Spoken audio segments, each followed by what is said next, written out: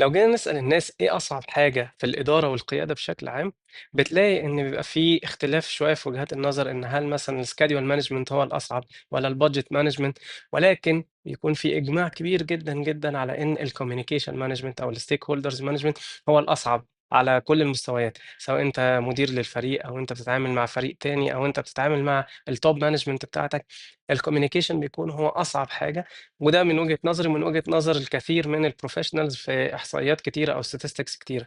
وده بسبب إن إحنا بنتعامل مع بشر، التعامل مع البشر باستمرار بيكون فيه تحديات مختلفة، نفس البشرية تركيبة صعبة، مش سهل إن أنت تتعامل معاها زي مثلًا جهاز الكمبيوتر أو أي device ممكن يكون عندك أو system أنت هتدّي له inputs ويطلع لك الoutputs، حتى لو الmachine دي باظت ممكن ترميها وتجيب machine تانية غيرها تبقى أكفأ منها وفيها features أعلى، لكن التعامل مع البني آدمين بيبقى فيه